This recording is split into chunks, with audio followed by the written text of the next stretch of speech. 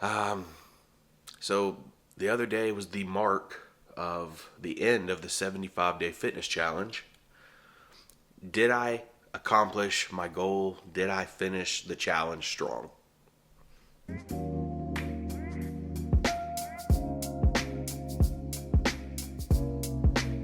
So, to answer that question, we would have to go back to the very beginning of this challenge.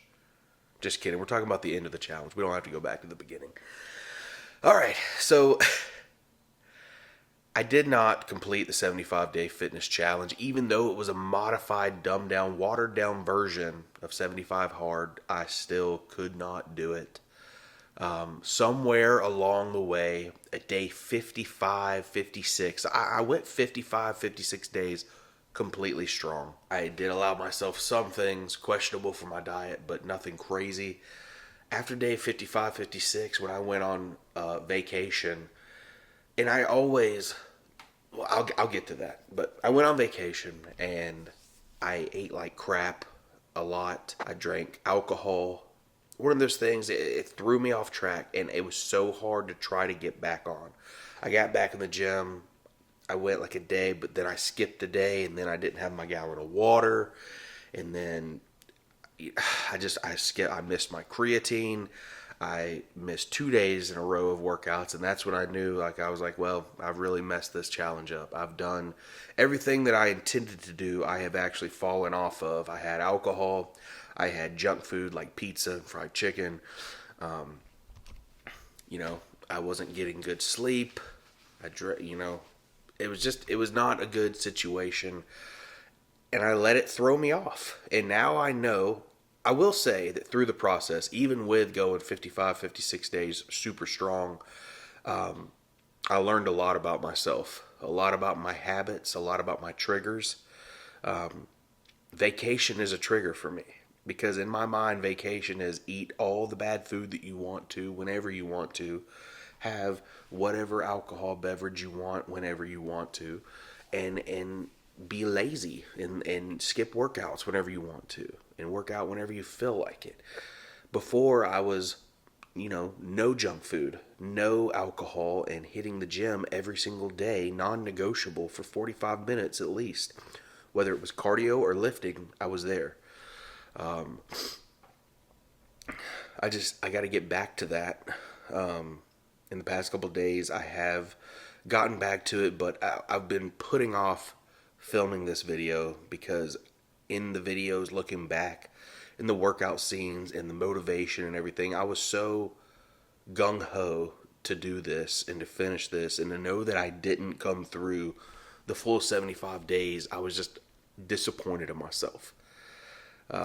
But like I said, I've learned a lot, and I'm proud of the 56 days that I went.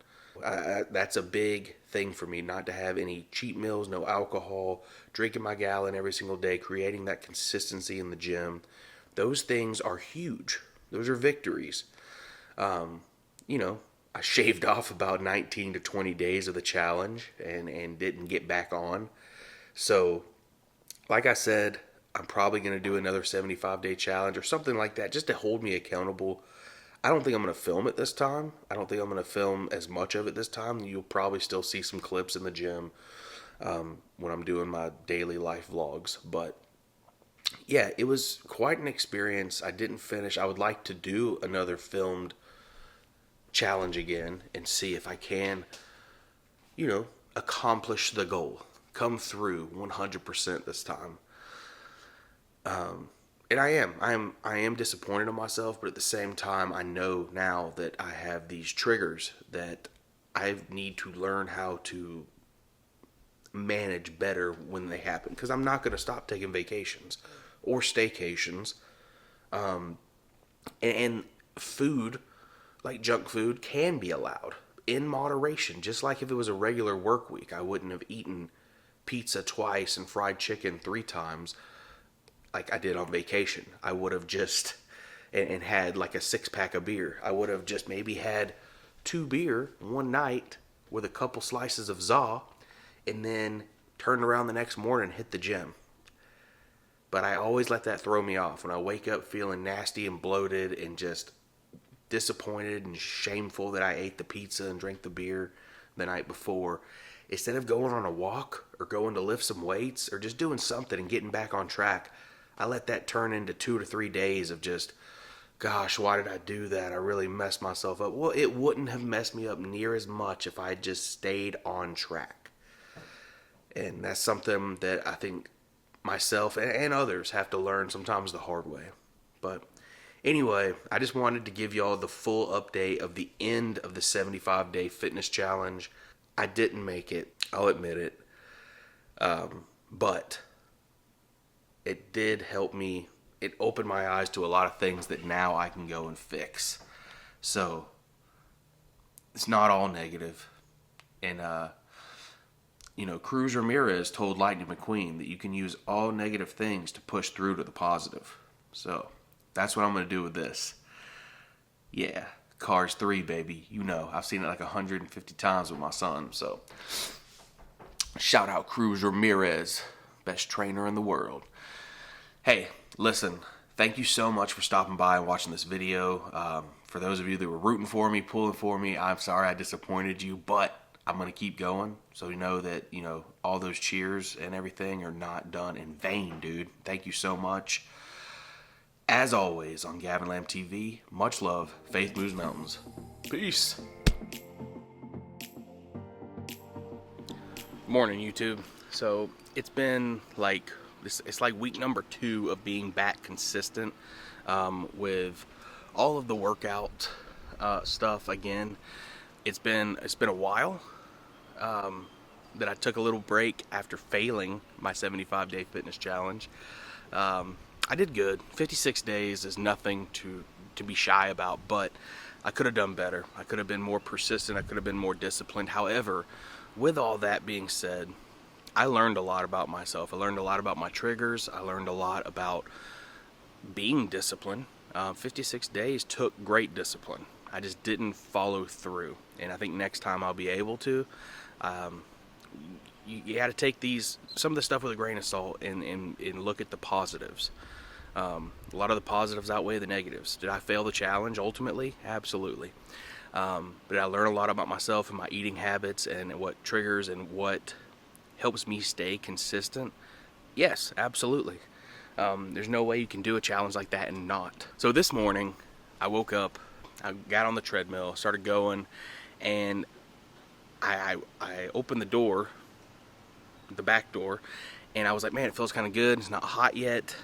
Just keep in mind, it's July 1st today. And so I was like, you know what? I'm not going to do the treadmill. I'm going for an actual walk. So I went through some of the nature trails in my neighborhood. Some of them are up, some of them are down. Some of them loop around. Really nice views out in the woods and stuff. Nice lake view for part of it. And it was really, really nice to be out in nature and get a walk in. But I got 3,600 steps already, and it's only 8:30 in the morning. So it's not too bad. Let's see if it'll tell me the mileage. Yeah, 1.7. So a little over 1.5 miles. Nothing crazy at all, but it was super nice to get out there, get some fresh air, be in nature, and also get my steps in for the day. We also have some shopping to do, and we're going to go out to town later, so I'm going to get more steps. But to get that head start on the day, I just woke up, black coffee, shaker full of water, restroom, that's important, and then go for a walk. Get moving, get your body moving, and then that'll set the tone for the rest of the day. I just wanted to bring that update in here to the end of this video of how I failed my 75-day fitness challenge, but all hope is not lost. If anything, it's Star Wars Episode 4, A New Hope, alright? Thank you guys so much for watching, and as always on Gavin Lamb TV, much love, Faith Moves Mountains, peace.